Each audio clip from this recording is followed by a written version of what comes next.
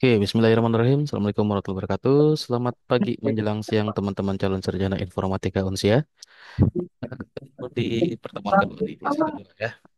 Gimana minggu kemarin perkuliahannya? Aman, lancar? Alhamdulillah lancar Pak. Lancar Pak. Oke, beberapa presensi kehadirannya sudah. Saya mute dulu bentar ya. Sorry. Nah, beberapa presensi kehadirannya sudah diinputkan oleh dosen. Teman-teman bisa mulai cek presensi kehadirannya ya. Jadi kalau untuk presensi kehadiran itu ya, paling cepat teman-teman ngeceknya di Rabu pagi lah ya. Karena memang waktu untuk rekap presensi kehadiran teman-teman semuanya atau rekan-rekan itu di Senin Selasa. Jadi ada yang Senin sudah diinput atau Selasa malam yang sudah diinput. Kayak saya biasanya Selasa malam tuh baru saya input. Nunggu semua aktivitasnya selesai, baru inputkan presensinya dan baru bisa dicek di Selasa malam atau ya di Rabu pagi seperti ini. Ya, itu untuk ada IF 101 ya. Ada Iya betul kelasnya. Pak. Nah, IF101 presensi kehadirannya untuk yang pertemuan pertama itu masih Bu Kurnia Agusti yang entry ya. Iya Pak, betul. Eh, tapi sudah saya cek sih sudah ada sih ya. Sudah ada, nanti teman-teman bisa cek secara manual juga lewat LMS atau siakatnya. Nah, kebetulan Bu Kurnia Agusti digantikan oleh saya. Jadi untuk teman-teman IF101, kenalkan nama saya Riyad Zahra ya. Nanti teman-teman akan bersama saya dengan saya selama kurang lebih 16 pertemuan. Kalau yang di IF103 sama IF106 sudah kenalan minggu lalu. IF101 mungkin ada yang belum kenal, ya tadi kita sudah kenalan. Jadi jangan kaget ya. Memang kalau di awal-awal perkuliahan rotasi dosen itu bisa terjadi ya. Bisa ada yang dosennya awalnya siapa, terus tiba-tiba digantikan dengan siapa. Nah ini juga dadakan nih kemarin baru digantikan. Akhirnya langsung saya entry materinya.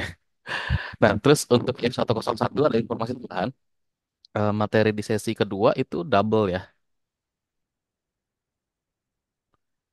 Di sesi sesi satu. Ya, sesi dua ini materinya ada yang double. Kayak misalkan kuis tuh ada yang kuis sesi 2, terus kuis Pagar 2. Nah, itu punya Bu Kurnia ya. Terus yang Vicon Pagar 2 juga itu punya Bu Kurnia juga. Teman-teman akses salah satunya aja untuk kuis aman lah ya.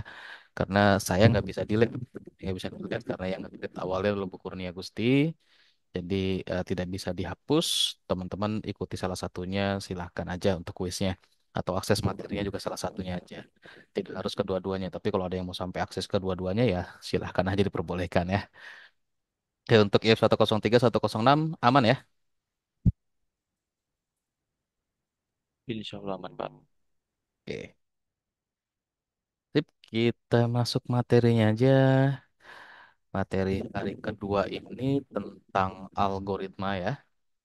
Nah, tentang algoritma, tapi di dalamnya ini memang menjadi pembahasan utama dari sesi kedua ini. Untuk pertemuan kedua adalah mengenai pseudocode nih, sama penelusuran algoritma yang dituliskan di pseudocode. Apakah sudah benar ya? Jadi nanti ada tabel penelusuran dan teman-teman mungkin sudah akses modulnya ya.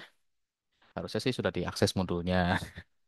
Karena kalau di sesi sinkron seperti yang saya informasikan sebelumnya, kita nggak jelasin materi dari nol atau dari awal lagi, tapi kita pergunakan untuk penjelasan lebih lanjut mengenai materinya, plus sesi tanya jawab jika teman-teman ada yang ingin ditanyakan secara langsung ke pengajarnya. Oke, kita langsung lihat materinya aja.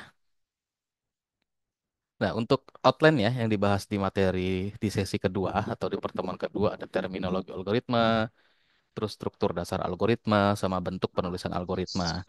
Nah, yang harus saya sampaikan, yang dipelajari sama teman-teman di dasar pemrograman itu adalah konsep logik dan algoritmanya. Lalu implementasi atau codingnya di mana? Nah, di mata kuliah sebelah, di mata kuliah algoritma dan pemrograman.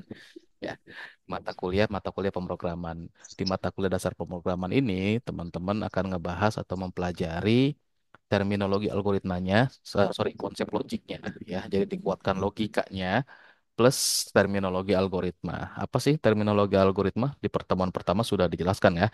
Jadi langkah sistematis yang digunakan oleh teman-teman semuanya pada saat ingin menyelesaikan masalah ya dan menyelesaikan masalah dan mencari solusinya. Nah, kalau menyelesaikan masalah dan mencari solusi itu kan di logik ya, konsepnya logik atau logikanya. Tapi kalau terminologinya ya itu langkah-langkah untuk mendapatkan solusi dari penyelesaian masalah atau dari sebuah masalah yang muncul. Oke, next. Nah, ini ya definisinya dan segala macamnya. Ini sudah tidak saya jelaskan.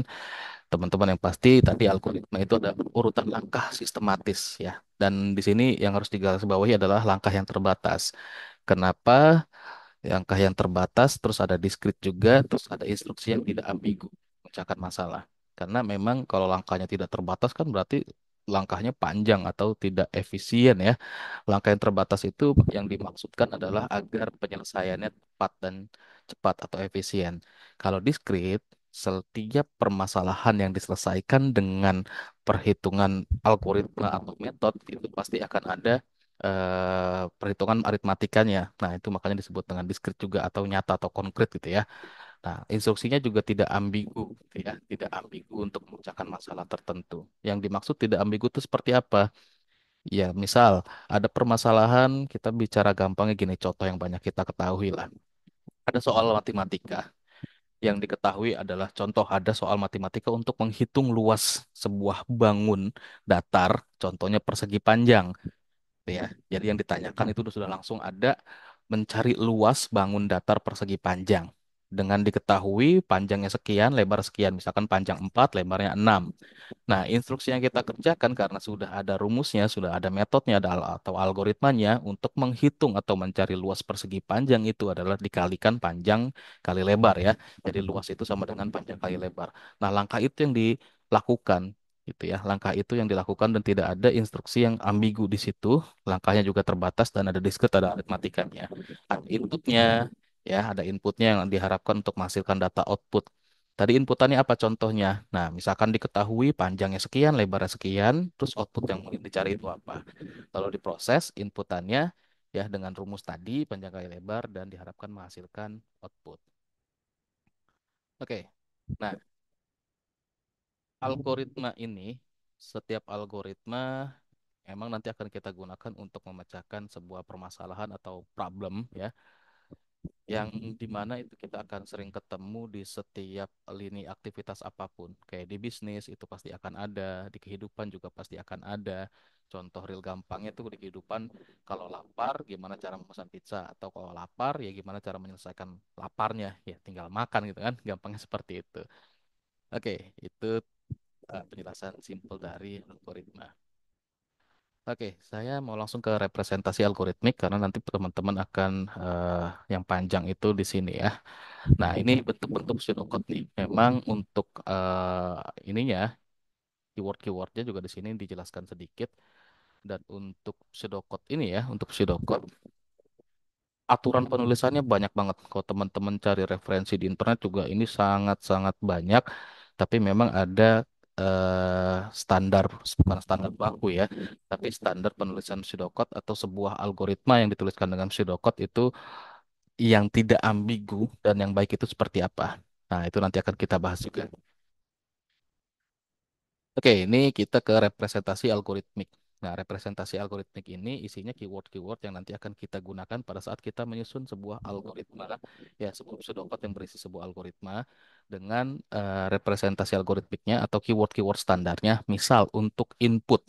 Nah, untuk input di sini kita menggunakan contoh get, ya, get dan let. Nah, kalau get ini biasanya nilainya sudah apa ya? Nilainya ini nanti belum disetting dan nilainya nanti bisa dapat dari user. Ini get ini contohnya kalau misalkan kita deklarasi variabel tapi nilai variabelnya belum ditentukan berapa nilai awalnya. Jadi begitu programnya running, nah, programnya akan minta berapa nih nilai untuk variabel ini gitu. Misalkan nilai untuk variabel A berapa diinputkan sama user gitu. Program minta user untuk inputin, baru diinput. Kalau yang let biasanya sebuah variabel itu sudah punya nilainya. Jadi dia langsung di-assign di awal. Misal langsung di-assign di awal let A sama dengan 5. Nah, maka nilai dari si A itu udah dapat nilainya 5 atau si A punya nilai 5. Kalau yang get, ya, kalau yang get misalkan get A, nah itu artinya program atau si algoritmanya dia minta inputan untuk nilai A tersebut. Nah, itu untuk input. Terus untuk storage, storage ini ada dua, ada given sama intermediate, ya. Ada yang given atau result, terus ada yang intermediate atau set. Nah, set juga sama. Set ini untuk ngeset nilai setelah proses algoritma ini berjalan gitu ya. Misalkan ada yang proses menghitung ya, proses menghitung LED untuk tadi contoh menghitung luas persegi panjang. Misal LED luas sama dengan P kali L gitu ya, yang nanti hasil dari P kali L itu diset ke luasnya. Itu untuk storage-nya. Lalu untuk proses ada beberapa di sini. Nah, tadi yang aritmatika, kita kalau semua aritmatika, kita keywordnya pakai let termasuk untuk memberikan nilai awal gitu ya. Hampir sama dengan get, cuma bedanya kalau get tadi menerima inputan, kalau let di set by system. Bisa dari sebuah proses perhitungan atau sebuah deklarasi. Terus kalau misalkan repeat instruction atau perulangan menggunakan loop, terus kalau pemilihan atau kondisional menggunakan if, nah outputnya ada beberapa nih. Kalau di internet, teman-teman banyak yang nemuin bisa hanya dengan print aja atau pakai GIF. Nah, itu ya, kalau output seperti itu. Oke, ini juga udah saya jelaskan di minggu lalu. Jadi kita tuh sebenarnya 4 tahun kuliah atau 8 semester cuma belajar konsep IPO ini aja. Input proses output di mana input sebuah data, output adalah sebuah informasi yang ingin dihasilkan dari data yang sudah diproses dengan informasi tadi nanti akan digunakan sebagai alat bantu untuk pengambilan sebuah keputusan ya untuk re-engineering bisnis atau tuning bisnis atau tuning apapun gitu ya. Dan di proses ini itu ada algoritma sama penyimpanannya, di mana algoritma itu akan memproses sebuah problem yang dari input untuk bisa menjadi sebuah solusi atau informasi. Nah, oke. Nah, ini baru nih kita ke bagian penulisan pseudocode. Oke ya. Nanti bentuknya seperti ini. Ya, bentuknya seperti ini ya. Contohnya. Nah, kita ke sini dulu. Ini sebenarnya bagian-bagiannya ya. Jadi dalam sebuah pseudocode ini, oke, itu ada bagian deskripsi, ada bagian method, ada bagian result atau hasilnya. Deskripsi mana? Nah, deskripsi ini yang di atas nih. Ini deskripsi nih, deskripsi algoritma ya. Deskripsi algoritma. Isinya biasanya apa aja? Ada name, ada given, ada result yang mau didapatkan, terus ada definition dari algoritmanya. Method itu isi langkah-langkah urutan sistematis si algoritma itu berjalan sehingga bisa menghasilkan result atau outputnya ya. Nah, ini dijelaskan di sini. Deskripsi algoritma. Jadi identifikasi permasalahannya, terus beri nama setiap input dengan given keywordnya. Terus untuk outputnya dengan result, nama algoritmanya juga harus kita tentukan nih menggunakan name. Nah, nanti dari ketiga bagian informasi tersebut, given, result, dan name-nya dijadikan sebuah pernyataan resmi atau sebuah definition dengan keywordnya result ya. Terus ini ada bagian assignment. Assignment ini untuk assignmentnya ini hanya untuk mendefinisikan ya. Jadi kalau assignment itu operator di matematikanya adalah sama dengan satu kali, simbol sama dengan satu kali. Kalau yang sama dengannya dua kali itu kita bisanya sebutnya bukan sama dengan tapi ekuivalen atau identik ya. Nah, jadi teman-teman di sini bisa lihat nih, ada sebuah pernyataan resmi definition di mana result itu dari sebuah nama algoritma dan inputannya apa. Nah, contohnya seperti apa? Nah, ini ada contohnya langsung, biar nggak bingung. Nah, nih, kalau teman-teman lihat di sini ada sebuah algoritma untuk menentukan jumlah dari tiga bilangan yang diberikan. Jadi mau menjumlahkan tiga bilangan yang diberikan, ya, dan hasilnya ditampilkan. Itu aja. Dengan nama algoritmanya misalkan sum3 ya. Terus givennya misalkan inputannya adalah N1, N2, N3 ya. Di sini kan kita lihat algoritmanya untuk menemukan jumlah dari tiga bilangan. Berarti yang diinputkan ada tiga bilangan nih. Mau dijumlahkan ke tiga bilangan ini dan menghasilkan jumlah dari tiga bilangan tersebut. Makanya given-nya di sini contohnya N1, N2, N3. Ini bisa diganti bebas nih, misalkan bilangan satu, bilangan dua, bilangan tiga. Ya bebas-bebas aja diberikan seperti itu ya untuk penamaan variabel. Nah, mungkin teman-teman ada yang sudah mengikuti mata kuliah algoritma pemrograman, sudah ada konsep variabel gitu ya, tipe data dan variabel dijelaskan. Ini sebenarnya teoritis awalnya banget ada di sini gitu ya. Terus hasilnya atau resultnya. Contoh di sini diberikan namanya total. Misalkan diganti hasil ya silahkan aja. Nah, tiga bagian ini, nama algoritma, terus inputnya, terus outputnya, ya, itu dijadikan sebuah pernyataan resmi dengan definition. Definitionnya kalau kita lihat total resultnya, ya, itu adalah nama algoritmanya apa dengan inputannya apa aja. Ini sebuah pernyataan resminya. Dan bagian atas ini adalah bagian deklarasi dari sebuah algoritma. Nah, contohnya seperti ini ya. Next ke metodenya. Nah, tadi udah dideskripsikan algoritmanya, tinggal metodenya seperti apa, instruksinya apa aja, step by step untuk menyelesaikan masalah dan mencari solusi dari masalah yang ada itu seperti apa gitu ya. Nah, kita melihat di sini kita mau cari sebuah langkah sistematis terhadap result yang diinginkan dari given atau metodenya. Oke, nih metodenya ya. Ada metodenya. Kalau penjelasannya di sini nggak ada. Nah, kita langsung ke assignment ya. Di sini prosesnya assignment. Kita assignment dulu, nanti baru kita apa lihat contoh algoritmanya lagi. Hmm. Nah, ini ada perbedaan di assignment ini dijelaskan nih ada perbedaan antara ilmu komputer sama matematika ya. Kita lihat di sini ada sebuah sintaks X sama dengan 5Y plus 16. Nah, teman-teman perhatikan di sini. Di sebelah kiri tanda sama dengan atau operator assignment ya menunjukkan nama variabel. Jadi di sebelah kiri ini menunjukkan nama variabel dan di sebelah kanan merupakan nilai atau ekspresi. Oke, setiap variabel ini mengacu pada lokasi yang unik yang ada di komputer atau di hard disk ya yang berisi nilai. Nah, terus kalau interpretasi ini ada dua langkah untuk interpretasi ya. Evaluasi ekspresi ditemukan di sisi kanan. Pokoknya nilai ini atau operasi ekspresi adalah di sebelah kanan. Nah, nanti akan ada perbedaan makanya antara konsepnya penulisan sebuah sintak di ilmu komputer sama matematika itu agak beda jauh ya. Nah, terus ada lagi sebuah interpretasi dari sebuah assignment juga untuk pengaturan nilai yang dikembalikan ke dalam sel memori. Ini contohnya adalah proses perhitungan ya. Misalkan di sini ada let s ya. Ini s ini sebuah variabel ya. Let ini kan tadi operator untuk aritmatika ya, proses untuk aritmatika, keyword untuk aritmatika. Di sini let s di size sama dengan 15. Set size ini ya, set size ya. Set size, sorry, di layar saya agak kepotong ada garisnya jadi saya pikir ini S di size ya. Jadi site size-nya ini adalah nama sebuah variabel ya. Dengan di sini ada operator untuk assignment, aritmatika untuk assignment, let ya. Ini menunjukkan dia memberikan nilai si site size ini sama dengan 15. Nah, yang di bawahnya sama. Dia let area memberikan nilai area dari perhitungan set size dikali set size. Ya, kalau contohnya misalkan di sini set size-nya isinya 15. Nah, area ini isinya adalah 15 dikali 15 itu si 225 gitu ya. Nah, ini makanya ada perbedaan antara matematika lah dengan computer science. Kita misalkan lihat di sini. Nah, ada pernyataan A sama dengan B itu ekuivalen atau identik dengan B sama dengan A. Tapi di ilmu komputer tidak, gitu ya. Di ilmu komputer itu tidak. Contoh di sini let A sama dengan B tidak sama dengan let B sama dengan A, oke ya. Itu tidak sama. Misal contohnya, saya bikin perumpamaannya gimana ya? Pakai Word aja lah ya biar lebih jelas ya.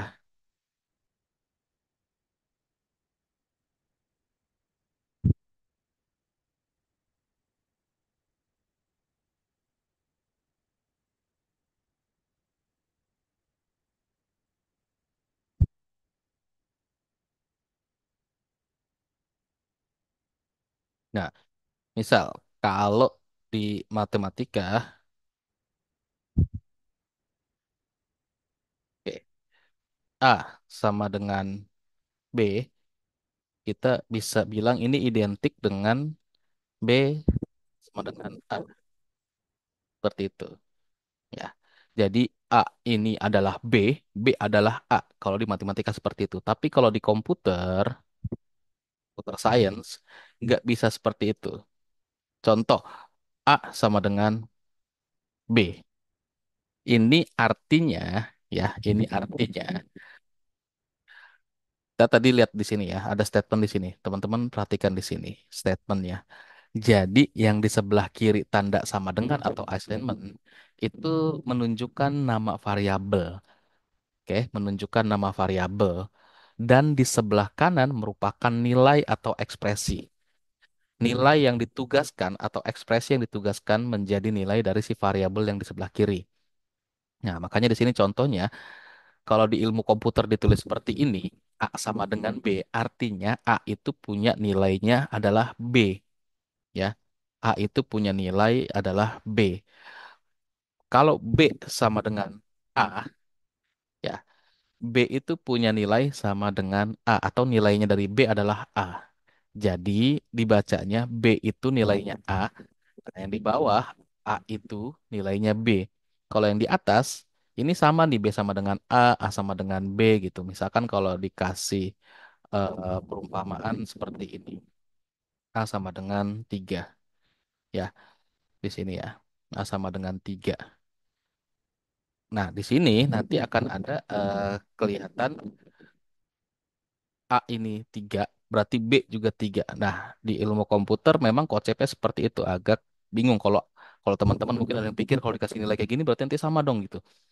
Nah, perbedaannya makanya nanti akan seperti ini. Perbedaannya akan seperti inilah gampangnya nih. Kalau misalkan di matematika kan ini sama nih, identik ya atau sama ya. Kalau di ilmu komputer ini dan ini itu bukan hal yang sama gitu ya. Kalau misalkan saya notasikan ke dalam bentuk penulisannya, menyatakannya seperti ini, tidak sama dengan itu. Nah, contohnya seperti apa? Saya misalkan punya perhitungan seperti ini. Oke, luas sama dengan panjang kali lebar. Luas sama dengan panjang dikali lebar.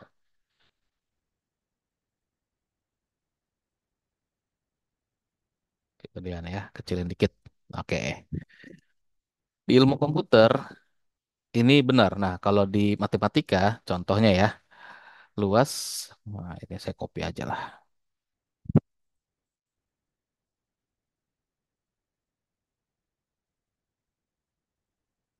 Ini akan jadi benar juga pada saat teman-teman menuliskan dengan model seperti ini. Nah, dua-duanya benar, bisa dilakukan. Tapi di ilmu komputer, yang ini akan jadi salah. Kenapa? Karena sekali lagi, yang tadi di sini ya, sebelah kiri itu adalah nama variabel. Jadi setiap proses atau aritmatika atau ekspresi atau penugasan atau nilai itu ada di sebelah kanan. Jadi kalau yang di atas ini benar di ilmu komputer, apa di matematika, yang bawah juga benar. Saat di ilmu komputer itu akan jadi salah. Nah, jadi kalau di ilmu komputer ini benar nih. Jadi luas dia punya nilai yang dihasilkan dari ekspresi panjang kali lebar. Tapi yang di bawah dibacanya adalah panjang X lebar. Ini adalah sebuah variabel, bukan sebuah operasi atau ekspresi matematika. Yang di sini ini adalah sebuah nilainya. Nah, gampangnya gini deh. Saya coba untuk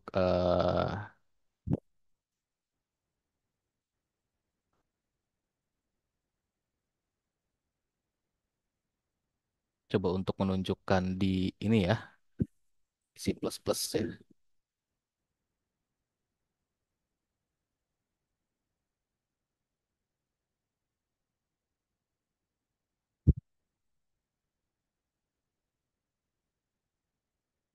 Mudah-mudahan lagi nggak error nih. Karena kemarin gara-gara update OS, si JW saya dan Xcode-nya error kalau untuk yang di Mac ya. Kalau di Windows agak kurang paham. Nah, ini coba saya bikin namanya Math versus Com.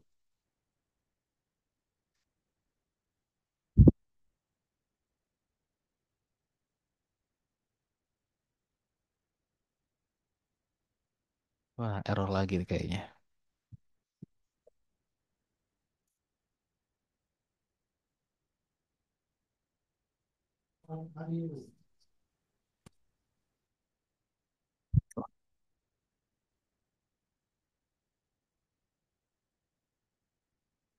Contoh di sini saya mau deklarasikan beberapa variabel ya.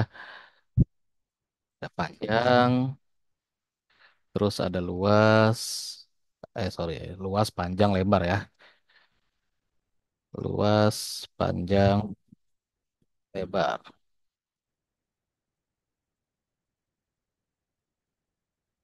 Oke. Nah, ini panjang dan lebar langsung saya set aja lah biar nggak capek-capek masukin nilai atau inputan-inputan gitu ya. Saya bikin panjang 5, lebar sama dengan 7. Nah, di sini nanti saya bikin ada perhitungan seperti ini. Luas sama dengan panjang kali lebar. Dengan nanti di sini saya mau tampilkan.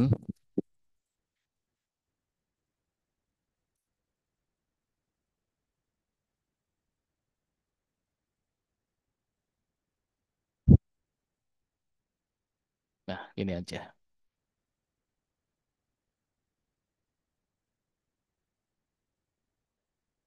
Hmm? Oh, sorry.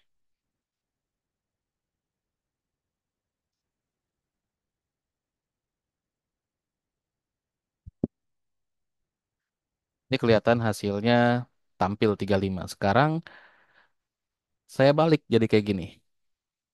Saya balik jadi panjang kali lebar. Ini kalau di matematika kan nggak ngaruh, bisa-bisa aja ya. Nah, contoh seperti ini. Error pasti dia nggak akan mau. Kalau saya running, kelihatan tuh. Ya, expression is not actionable. Ya, expression is not actionable. Nah, ini nih errornya nih. Ya, jadi expression is not assignable. Tidak bisa nih ekspresinya tidak bisa diassign gitu ya. Karena kenapa? Tadi di ilmu komputer sekali lagi yang di kiri ini adalah sebuah variabel, yang di kanan adalah nilai atau expression atau sebuah statement yang di mana itu akan menghasilkan setiap nilai juga yang menjadi nilai dari sebuah variabelnya yang ada di sebelah kiri simbol sama dengan. Jadi kalau di ilmu komputer tidak bisa dengan yang di bawah seperti ini, hanya bisa yang di atas seperti ini. Jadi di kiri dianggap sebuah variabel, ya di kiri sama dengannya, lalu yang di sebelah kanan sama dengannya itu adalah sebuah nilainya atau expression aritmatika atau proses aritmatikanya di situ. Oke, itu jadi perbedaan antara ilmu komputer dan matematika. Oke, next lagi. Nah, ini tadi ya. Terus di sini misalkan contoh, ada lagi nih sebuah relasi B sama dengan A plus 1 merupakan pernyataan yang selalu benar setiap pada komputer science kita. Nah, contoh kita menggunakan assignment seperti ini. Ada A sama dengan 5, B sama dengan A plus 1, A sama dengan 2. Relasi B sama dengan A plus 1 bernilai benar setelah instruksi kedua dan sebelum instruksi ketiga. Ya, jadi ini dia bernilai benar ya sampai sini aja tapi pas di bawah sini nanti nggak akan jadi benar. Kenapa? Contoh di atas ya, contoh di atas A punya nilai 5 ya. A ini punya nilai 5, 5 ini ditugaskan jadi nilainya A. Lalu di bawah ada sebuah relasi atau ekspresi matematika B sama dengan A plus 1, B sama dengan A plus 1 ya, yang artinya B ini punya nilai dari A ditambah 1 di mana A punya nilai 5 yang artinya B nilainya sebenarnya adalah 6. Nah, di sini berubah nih. A-nya di send lagi nilainya 2. Berarti nilainya B itu hanya benar sampai setelah instruksi kedua dan sebelum instruksi ketiga. Contohnya seperti itu penjelasannya. Kalau misalkan ada yang bingung baca modulnya ya. Nah, terus di sini juga ada penjelasan yang lain-lain. Sama aja penjelasannya seperti yang sebelumnya. Kita langsung ke input comment aja. Biar ngejelasin algoritmanya ya. Nah, input comment pakai sintaksnya get. Nah, yang contoh tadi di sini, ini adalah contoh let nih. Ini let, terus ini juga let. Nah, kalau yang get gimana? Kalau misalkan di bahasa pemrograman, contohnya ini tidak ada apa ya, tidak ada apanya nilai awalnya, tapi diminta untuk masukkan nilai awal. Misalkan dibuat seperti ini, say out, masukkan panjang, contohnya seperti ini, terus dibaca. Nah, terus sama ada tampilan juga untuk masukkan lebar.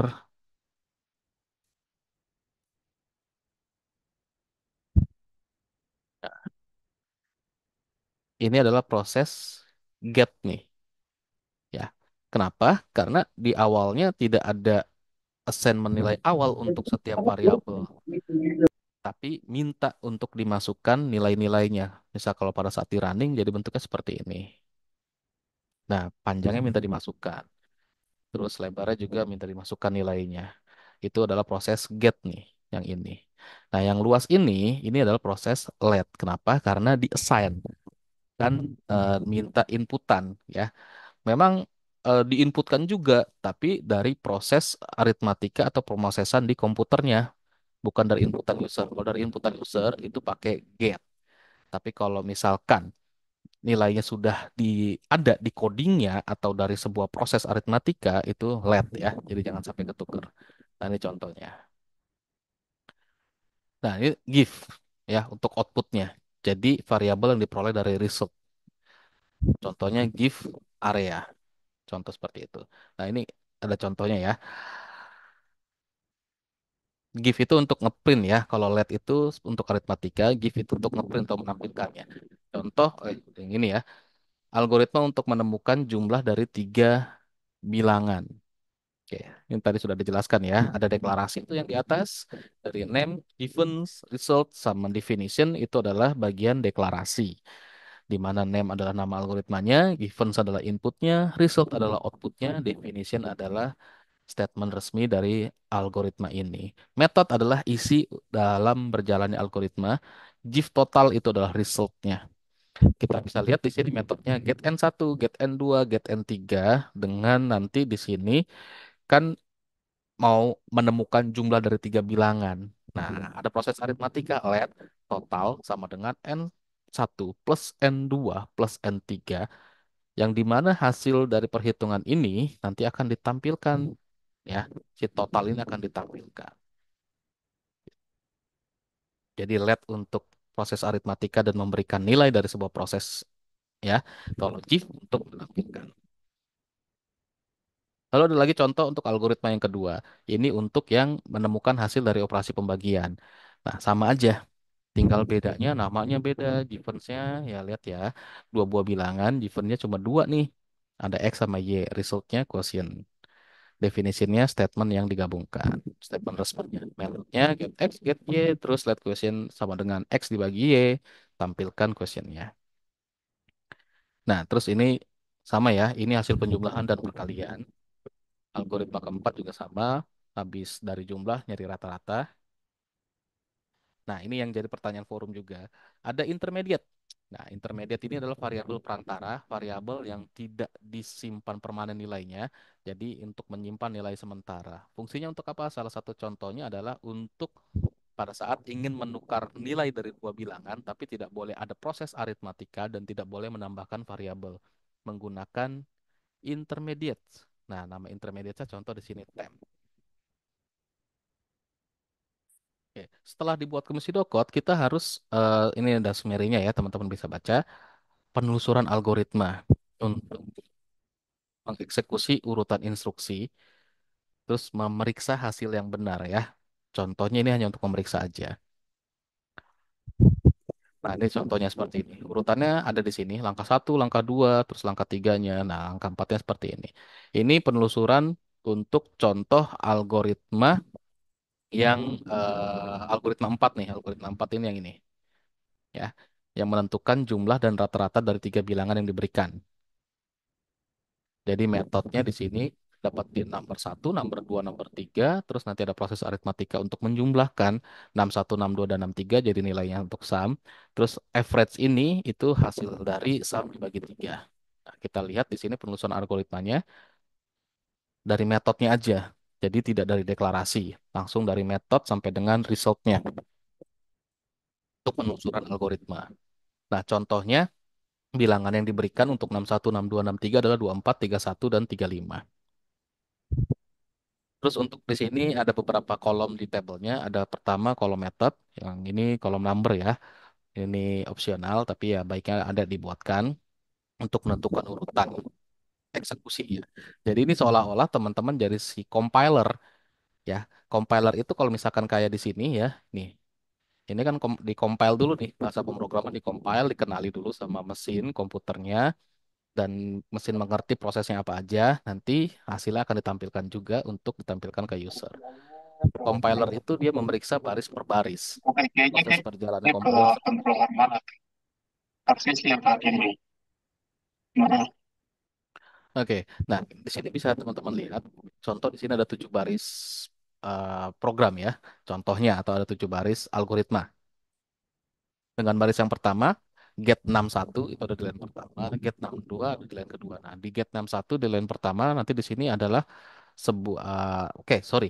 Untuk kolom-kolomnya adalah urutan urutan nomor, terus metode, terus line, terus ada input dan output ya untuk kolom-kolomnya. Jadi kolom yang penting adalah method, lalu ada line, lalu ada variabel input, terus output gitu. Nah, bisa dilihat di get 61 ada di line 1 masuk 61-nya 24. Seterusnya 62 di line 2 masuk ke 62 nih nilainya ya. Terus get 63 ada di baris ketiga. Nah, di sini variabel 63 diisi, di-assign. 24, 31, 35. Lalu ada proses untuk proses aritmatika, ya, keywordnya let, yang menyatakan di sini sum sama dengan atau isinya dari sum itu adalah hasil penjumlahan dari 61, 62, 63, ya, di baris keempat yang hasilnya 90. Lalu di baris kelima, untuk mencari average itu adalah hasil dari sum dibagi 3 yang hasilnya nanti masuk ke dalam variabel average di sini. Terus untuk give sum sama give average ya, itu ada di line 6 dan 7, outputnya sama dengan berapa. Nah, ini tabel penelusuran. Tabel-tabel yang lainnya kebacanya sama ya. Ini ada contoh untuk algoritma 5 dan sudah selesai. Oke, ada yang mau ditanyakan sampai di sini? Silakan.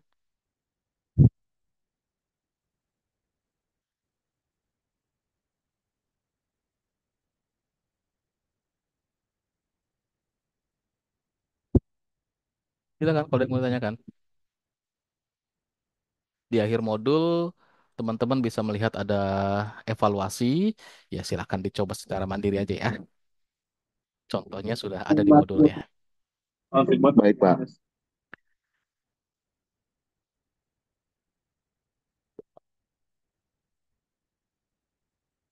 Wah, di sini ada Mas Hendro Gunawan. Ya Pak, Wah, kenapa ngulang? itu apa nilainya C Pak? Walah, udah semester akhir. Masih ngambil Ya matematika sama semester satu. bentuknya. Ya Perbaikan sama nilai. bentuknya kemarin. Oh, mau perbaikan nilai. Oke lah. Perbaikan. Kalau masih ada waktunya. Bukannya lagi TA juga, tugas akhir. Ya tinggal dua Pak. Saya ambil dua mata kuliah. Oh ya Tugas sudah akhir lah. sama ini dasar pemrograman. Oke, biar IP-nya bagus ya. Iya. Oke, Ya lanjut. doakan aja Pak. Ya, yang penting diikuti ya, aman ya. Iya Pak. Oke, yang lain ada yang mau tanyakan, silakan. Masih gampang ya. Ini Yang Pak, penting. mau tanya Pak, Gimana? untuk dasar pemrograman ini aplikasinya menggunakan apa ya Pak ya? Nggak ada aplikasi spesifik kayak misalkan mau menuliskan pseudocode aja di Notepad bisa, di Word bisa gitu ya. Karena kan tidak ada bahasa pemrograman yang dieksekusi atau dipelajari dibahas di dasar pemrograman. Jadi dasar pemrograman itu kita menguatkan logika berpikir sama algoritma. Jadi kalau logika kan sekali lagi kita ada masalah dan kita mau menyelesaikan masalahnya, mencari solusi dari permasalahan. Algoritma adalah langkah-langkah sistematisnya tuh untuk menyelesaikan masalah dan mencari solusi dari permasalahannya. Nah, itu akan digunakan atau dipakai di semua bahasa pemrograman. Oh gitu ya Pak. Begitu. Ya. Kalau pakai algoritma boleh nggak Pak? Kenapa? Kalau pakai untuk flowchartnya itu kan Oh, kalau gambarnya tebal itu flowchartnya Pak. ya. Kalau Ya, flowchartnya, sorry saya lupa. untuk gambarnya kan susah itu Pak. Hmm. Jadi kalau untuk flowchart, teman-teman nanti bisa pakai ada yang namanya Draw.io. Nah, ini ya, Draw.io. Ada di URL-nya appdiagrams.net. Terus bisa juga pakai yang namanya Lucid Chart. Boleh juga. Terus ada lagi yang namanya eDraw Max. Silahkan, boleh juga. Terus kalau misalkan yang punya license dari Office, bisa pakai yang namanya MS Visio. Nah, jadi banyak ya toolsnya. Terus kalau misalkan nggak ada gitu Pak, nggak mau download software-software lagi, Pakai Word juga bisa, ada di bagian mana dia? Saya lupa sederhana Bang lawan Insert. Nah, bisa pakai Save ya, bisa tuh. Ada di sini semua. Tapi kalau dengan Word ya pasti akan lebih sulit dibandingkan dengan tools-tools yang tadi saya jelaskan. Gitu ya, Pak. Ya, Terus untuk bahasa pemrogramannya nanti implementasinya pakai video apa tuh visual video video VS gitu? Code. Iya, VS Code ya. Eh, jadi kalau dasar pemrograman nggak ada bahasa pemrograman yang kita bahas ya. Kalau tadi saya contohkan algoritmanya kalau berjalan di codingnya, contohnya tadi pakai C++ seperti apa, itu aja. Tapi kita nggak ada bahasa pemrograman khusus yang dibahas di Dasprok ya. Oh, itu untuk eh, mata pelajaran yang apa itu ya? Yang sesudahnya ini apa? Dasar pemrograman terus algoritma Ada algoritma pemrograman itu ya. pemrograman gitu ya. Jadi semua konsep dasar pemrograman yang dipelajari di mata kuliah dasar pemrograman ini nanti bisa diimplementasikan untuk seluruh bahasa pemrograman, bukan hanya untuk kayak C++, Java, Python, semuanya dari sini dulu awalnya. Jadi ini nanti eh, implementasi programnya nggak apa-apa ya. Nggak ada bahasa pemrograman yang kita pelajari atau kita bahas di sini. Ya, untuk pseudocode juga teman-teman itu referensinya banyak sekali, tapi kita ikutin yang di modul aja. Oh gitu ya. Ya. Terus itu Pak, untuk algoritmanya itu kok pakai bahasa Inggris kayak kayak given. Terakhir yang given itu eh, kalau di bahasa Indonesia bisa nggak ya? Pseudocode sebenarnya mau pakai bahasa apapun dipersilahkan aja, gitu ya. Kalau teman-teman searching di internet gitu ya,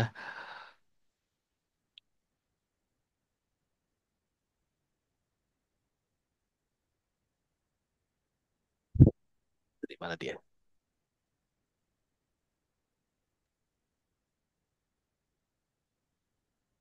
Nah, contoh pseudocode. Nah, ini nanti teman-teman bisa searching-searching, ada yang menulisnya bisa beda-beda ya. Misalkan, nah input dia pakai input, nggak pakai get, nggak pakai let gitu ya, nggak pakai get gitu. Ini banyak banget contoh-contohnya dan semuanya memang kebanyakan ya bahasa Inggris ya.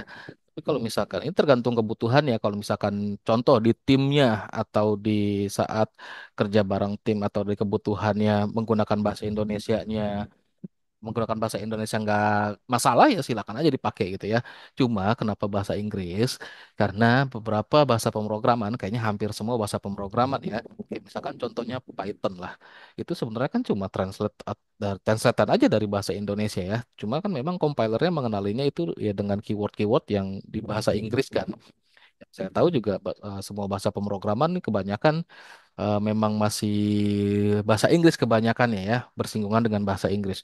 Saya belum pernah lihat yang ada bahasa Cina atau bahasa Rusia sih di bahasa pemrograman gitu. Makanya pseudocode-nya juga banyak yang referensinya menggunakan bahasa Inggris. Kalau di searching semuanya hampir sama dengan bahasa Inggris semua tuh. Ah, contohnya di sini aja ya. Tuh, read, write, output, and case dan lain-lain ya. Walaupun nanti nama-nama algoritma, inputannya, outputannya bisa pakai bahasa Indonesia. Contohnya seperti itu. Oh gitu ya. Nah, ini contoh di Python aja. Nah,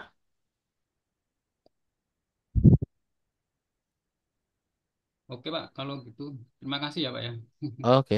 Nah, kalau ini namanya bukan pseudocode ya. Kalau ini sudah masuk ke dalam sebuah bahasa pemrograman ini pakai Java. Pseudocode itu keywordnya atau pseudocode itu bukan bahasa pemrograman. Jadi pseudocode itu hanya seperti sketsa program yang tidak harus dengan bahasa programnya. Tapi kalau mau nyerempet, ngerempet atau mau hampir disamakan dengan bahasa pemrograman atau bahasa programnya itu juga diperbolehkan aja itu. Misalkan referensinya ke C++. Ya, nanti pseudocode-nya nyerempet-nyerempet banyak keyword-keyword atau apa ya keyword-keyword atau sintak yang dari C++ dipakai untuk pseudocode ya boleh-boleh aja. Jadi tergantung kebutuhannya nanti. Misalkan mau ngedevelop dengan bahasanya Java, pseudocode-nya akan dibuat dengan atau sketsa programnya nanti dengan keyword-keyword Java. Ya silahkan. Tuh. Cuma paling gampang biar kita seragam, kita pakai yang sama kayak di modul dulu ya. Yang seperti ini. Oke, ada lagi yang mau tanyakan? Silakan. sebelum kita akhiri? Aman ya, beres ya. Oke, untuk teman-teman semua, ya aktivitas asinkronnya jangan lupa. Jadi sekali lagi saya ingatkan, aktivitas asinkron itu ada tiga yang utama: view atau download modul, mengerjakan kuis, dan aktif berdiskusi atau forum ya, mereply forum atau menjawab pertanyaan dari forumnya. Kalau tidak ada forum sesi khusus yang dibuat, ya teman-teman bisa bertanya di materi yang di-share, ada kolom komentar, silakan bertanya tentang materinya. Nah, untuk aktif diskusi atau aktif di forum bukan hanya bertanya, tapi juga bisa menjawab pertanyaan temannya atau share referensi lainnya, itu silahkan aja. Oke, jika tidak ada lagi yang tanyakan, saya akhiri sampai di sini. Silakan dibaca-baca lagi, disimak lagi modul-modulnya, dan dicoba ya. Jadi biar lebih mengerti, wajib tuh dicoba tuh ya. Jadi kalau tidak sambil nyoba, hanya hanya sekedar baca, kayaknya pemahamannya akan kurang pasti ya. Jadi yang bagus itu belajar, lihat, dengar, dan dicoba. Nah, itu baru optimal. Oke, itu aja dari saya. Sekian, terima kasih banyak. Assalamualaikum warahmatullahi wabarakatuh. Selamat siang semuanya. Selamat siang. Waalaikumsalam. Waalaikumsalam.